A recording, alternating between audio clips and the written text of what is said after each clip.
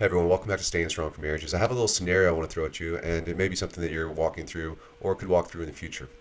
Imagine this. Imagine you're married and you're in a bit of crisis. Things are clearly not going well. You have that deep fear in the pit of your stomach that divorce might be around the corner. You have fear of all kinds of stuff, but mostly you can't figure out what's going on in your marriage. You can't understand why things aren't working, why love and forgiveness, grace and mercy just don't seem to be working. And so, what would you do?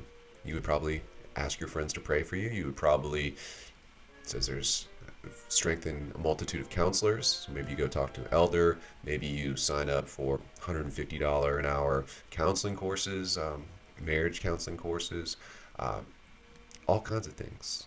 Well, it seems very reasonable that one of two things could very likely happen to you. One, people would say, hey, I'm sorry to hear that, and I'd love to pray for you. The other thing they might do is recommend a book to you. And let me just give you a second to think of what are possible books. I mean, if you had this come your way, what book would you recommend to help people restore their marriage, fix their problems, communicate better, be more loving, more gracious, more Christian? What comes to mind? Anything?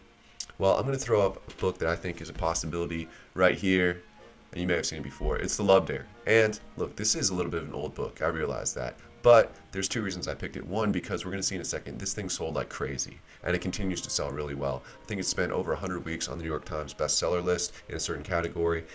It's written by Christian authors who have been very successful. But the other reason I picked it is because I think it's really worked its way kind of into the foundation or kind of into the inner circle of American Christian culture. And so I think it's very reasonable that maybe someone has recommended this book to you. Many people watch the movie, Fireproof, which is associated with, written by the same authors of the book, wrote the movie as well or directed the movie. And so, should you do this book? And so maybe you're thinking, well, this is my ticket to freedom. This is going to be the key that kind of unlocks the door to the salvation of our marriage. Well, I just want to say a couple things. First, if you don't know about it, it's 40 days of basically dares. It's essentially, being nice, saying prayers, things that you should be doing anyway. But, going out of your way, thinking the best of them, which is nice. Doing acts of service, words of affirmation, loving kind things. So you might be able to just even use these types of things as a barometer to see, where are we? How serious is our situation? Where is the level of trust? Where is the level of openness and receptiveness to love?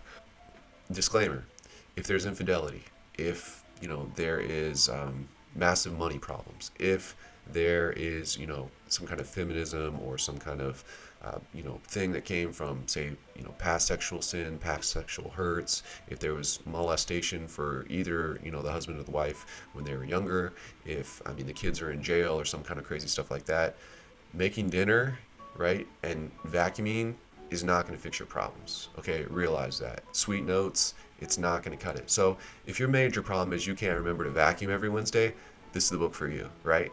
But if you have bigger fish to fry, it's simply not going to be enough. And you need to be realistic and not get caught up in the Hollywood hype and the Christian culture stuff that all you need to do is buy this book. 40 days later, you'll be back on track. That's not realistic. I want to look a little bit at why I'm going to claim this has worked its way so deeply into Christian culture. So let's say they can produce the book for $5 a copy, and then they're making 100% margins, are pretty good, right? Distribution, whatever. You can see that normally it's going to sell $16.99 for one copy, and then of course if you bought this in the store, it could be more. If you buy it at Barnes and Noble, my copy says it's marked at $14.99 retail. So let's say that just for fun that say $2 per book ends up in the pockets of the writers. Well, how many did they sell, right? Well, this says that they sold 3.5 million copies. So that would be like a $7 million payday split by two individuals, the Kendricks, Alex and Stephen. Well, maybe you think that's sweet, right? Alex, Alexa, whatever her name is, and her husband, they got together and they wrote a book. It's not actually the case. It's two brothers. That's why they share the same last name. So ballpark, you could say they made a decent chunk of change just on this. Here's a picture of them.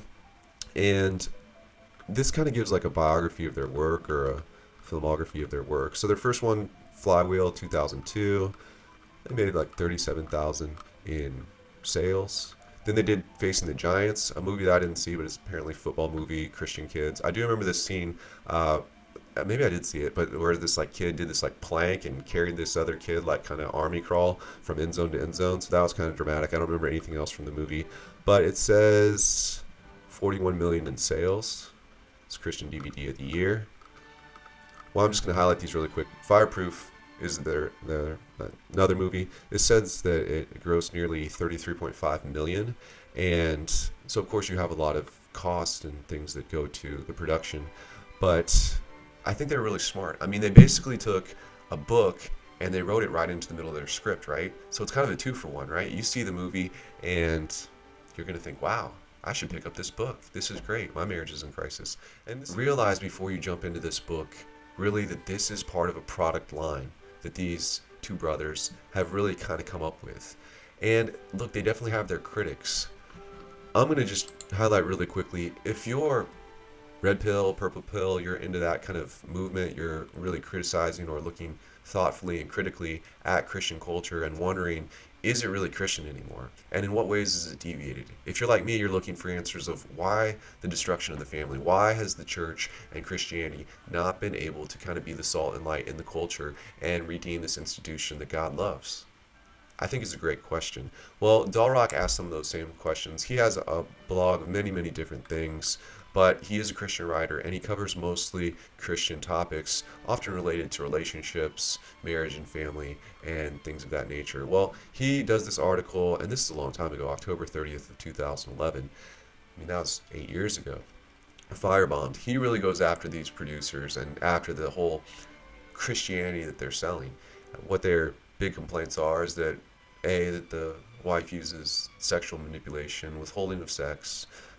They highlight in this article that Kirk Cameron's character, the husband, is basically looking to just be respected in the home, and he has been saving a lot of money. There was a fight over money and this and that, and so then it proceeds that she is continuing to double down on no sex, and so they say, look, this movie sets up a quote-unquote Christian scenario, because they claim to be two Christians in this movie, where she has the option to get into adultery and line up a second marriage, whereas it's his role to be ultra super nice, to do all these acts of service and kindness, and to basically present to her a scenario where he's willing to put up with that, and he will kind of go along with it and even just give her everything she wants. She's going to threaten divorce. She's going to put herself in a situation of adultery, along with the doctor that she's, looking to hook up with after the marriage is over. And so that's a big problem.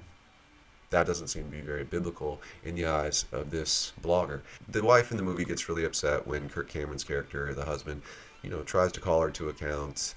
And at the end of the movie, it says, at this point I was expecting her to apologize not only for being ball-busting harpy and more than a little whorish as well, but all she says is, I haven't told you that you're a good man. You are. I haven't told you I've forgiven you. I have. I haven't told you that I love you. I do. And with those magic words, all her awful behavior is forgotten.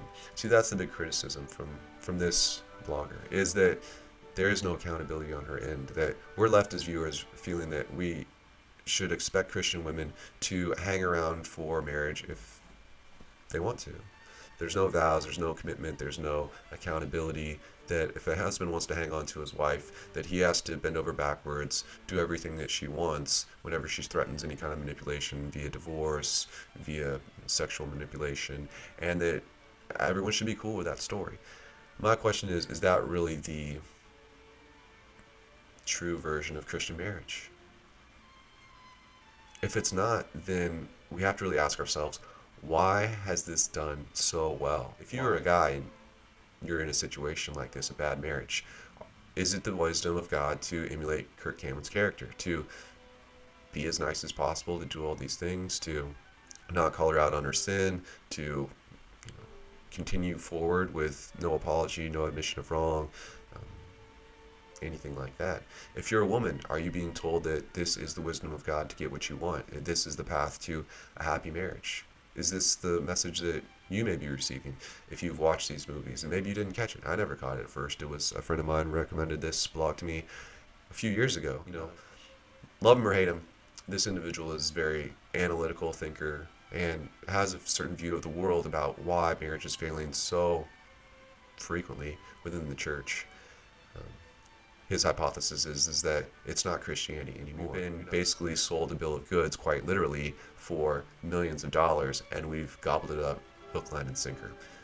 Agree? Disagree? What do you think? I hope you all are doing well. Hey, so by the way, the head of marketing and strategy happened to stop by my desk earlier today. They told me that from now on we were going to have to install some new kind of scheme or something about subscribing and sharing, some kind of promotional idea, new angle. I don't know. I'll try to tell you more as it comes my way. Thanks.